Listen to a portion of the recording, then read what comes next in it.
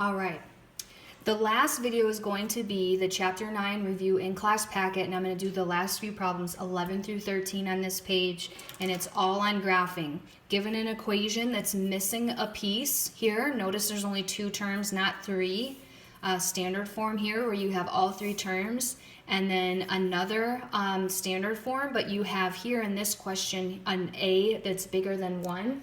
On the last packet, on the last page, we did a graphing of a factored form. So if you want to see factored form, go ahead and check out that previous video.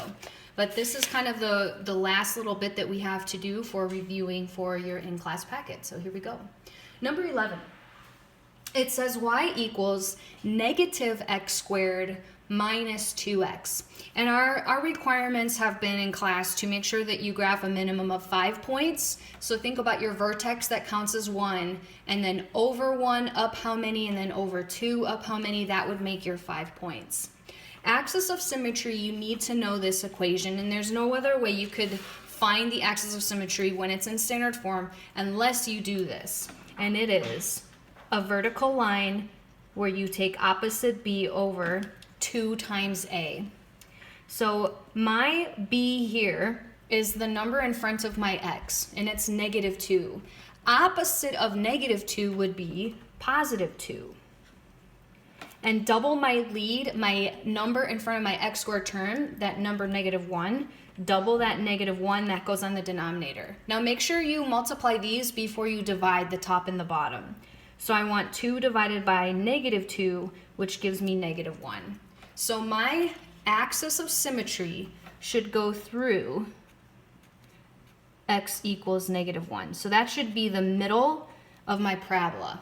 Now I do see that this is a negative, so that's going to tell me that it's going to open downward like this. Now right in the middle of my table, I'm going to use the number negative 1 to tell me that that's going to be my vertex. I like to have my vertex in the middle because it's technically like the middle of your graph. So I'm going to put that in the middle of my table. Now what I'm going to do is plug in negative 1 into my function to get the y value for my vertex. So here we go. Opposite of negative 1 squared minus 2 times negative 1. Don't forget there's a minus sign out front. So opposite of negative 1 squared. Make sure you do your exponent before you multiply by negative 1. So this is going to be opposite of. Negative 1 times negative 1 is 1. Negative 2 times negative 1 is positive 2. Now if I simplify, opposite of that 1 plus 2, I get positive 1. So my vertex is going to be at negative 1, positive 1. So I'm going to put that point over here on my grid. Now, I have an a of negative 1. So we're going to go over 1, down because it's negative 1. 1 squared is 1. So over 1, down 1. Over 1, down 1. Then I'm going to go over 2. Now how far am I going to go down? 2 squared is 4. So I'm going to go over 2, down 1, 2, 3, 4. Over 2, down 1, 2, 3, 4. If I wanted to add more than just the 5 points needed, we would go over 3 and down negative 1 times 3 squared, or 9. So over 3, go down, this was already 4, 5, 6, 7, 8, 9. And this should match on the other side, how far down it goes. If I connect those points, there's my parabola. The 2 intercepts that I have here on my grid are at negative 2 and 0. You could write it as a point, or you could write it negative 2 and 0. It's up to you. All right, now next question here, number 12. We have positive x squared. So that's going to tell me that my graph is going to open up because my a is positive, minus 4x minus 5. So we do have all 3 pieces here. Here you did not have a c value. Technically, I guess you could say that you do. Your c value would have been nothing, which is great because my y-intercept really was at 0, 0. So that ended up working out nicely. So I know my y-intercept right away. That's the c value of the function. And now what I'm going to do is start finding my vertex, again with this formula that you learned in this unit. Opposite of b over 2a. Opposite of my -4 would be +4. And 2 times my a here is 1x squared, is going to be 4 divided by 2, which is 2. Now my vertex goes in the middle, so I'm going to put that 2 in the middle of my box. Now, I didn't end up plugging in other numbers because I knew this pattern, but if you wanted to, you could just plug in, now what are numbers next to -1? You could have plugged in -2 and you could have plugged in 0. And then next to that, -3, and you could have plugged in 1. And then you could just plug them in here in the table to get your points. That's another way of doing this. So at 2, I know that my axis of symmetry is going to cut that parabola vertically in half. So there's my middle of my parabola. I know it's going to open up somewhere on here. I just need to find where.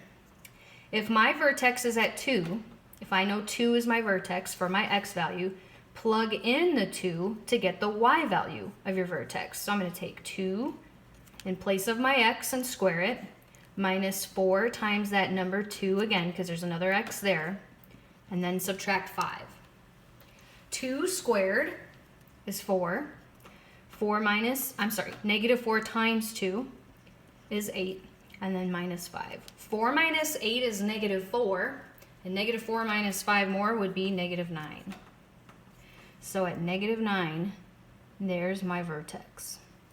Now remember we said it opens up, and our a value is 1. So you can either do the pattern of change that we learned here, the pattern that your parabola follows, or you can use the table. So you could plug in like a couple numbers higher, 2 and 4. Plug in a couple numbers lower, 1 and 0. Just plug those numbers into your function, and you should get the points that we're going to find over here. Now, if I see that -9 is where I'm going to start my vertex, I'm going to go over 1. Since my a is equal to 1, I'm going to go over 1, up 1. Over 1, up 1. Over 2, up 4. Over 2, up 1, 2, 3, 4. Over 2, up 1, 2, 3, 4. Over 3, up 9. Square your numbers, and that's how you get up. 1, 2, 3, 1, 2, 3, 4, 5, 6, 7, 8, 9. Should follow symmetrically over here. Try to make them as curvy as you can. These are curvy, not a V shape. Now the last question here, does the graph have a minimum or a maximum here? We do have a minimum, and the minimum is at this vertex. The vertex we showed was 2, -9. Now technically the lowest the function hits is always a y value, because this is high to low. So the minimum is at -9. All of the other y values are higher than that. And this kind of ties in with your domain and range. Your range is going to give you your max or your min, and that's a y value. The highest peak it reaches is the y value. All right, we have one more graph to do. Now, I don't know if you picked up on this so far, but over 1, up 1, over 2, up 4, that pattern here, this is going to alter because we have a new a, an a that's not 1. So this is going to get altered by this a of 4. Do you remember how that gets altered? Let's find out. So here we go, 4x squared minus 8x, and I have a c value. Technically my c value is not there, so I could say add 0. And I'm going to make sure that we graph as many points as we can here. It might be hard to get all 5 if my a is 4. Now the roots. The first question that they ask you for are your roots of your graph. And what we want to do is find out our x-intercepts, I might not be able to answer that right away, so I'm going to start off with just finding my vertex. And that vertex is when you take opposite b over 2a. Opposite of my -8 is +8. Double my front term of 4. I get 8 divided by 8, which is at 1. My vertex is going to be somewhere on this vertical line, x equals 1. Remember, it's a line, x equals 1. Now my vertex in the middle of my grid, let's find out where our vertex is going to land by plugging 1 back into the function. So I'm just going to write it over here. 4 times 1 squared minus 8 times 1. 1 squared is 1, so 4 times 1 minus 8. 4 minus 8 is negative 4. So at 1, negative 4, here is my vertex. Is your graph going to open up or down? How do you know? Your graph is going to open up because your front term, your x squared term, a is positive. So I know this is going to open up. Now, if my a is equal to 1, it's not 1, it's 4. If my a is equal to 4, I'm going to go over 1, up, usually 1, but now I'm going to take 4 times 1. So instead of over 1, instead of going up 1, we're going to go up 4. Over 1, up 1, 2, 3, 4. Look, now here, I have found my roots. My roots are my x-intercepts or solutions or zeros. I have one at 0 and another one at 2. So if I plug in 2, I would have gotten 0. If I plugged in 0, I would have also gotten 0 in my function. Now I'm going to go over 2. Now I'm going to go up 4 times my a value, 4 times 4, because I'm not just going up 4, I have to go my a times that 4. So I'm going to go up 16 over 2. 1, 2, 3, 4, 5, 6, 7, 8, 9, 10, 11, 12, 13, 14, 15, 16. It's a little off my graph, actually. And on this side over 2, 1, 2, 1, 2, 3, 4, 5, 6, 7, 8, 9, 10, 11, 12, 13, 14, 15, 16. So this is a very skinny parabola because it opens up 4 times as fast. Okay, last but not least, y-intercept. That's the c value of your function, and notice how that was missing here? That means that your graph should cross the y-axis at 0. So you could say 0, 0. You could just say y equals 0. I hope you're having a great day. I hope you're safe. I hope you're healthy. And I wish you the best day ever.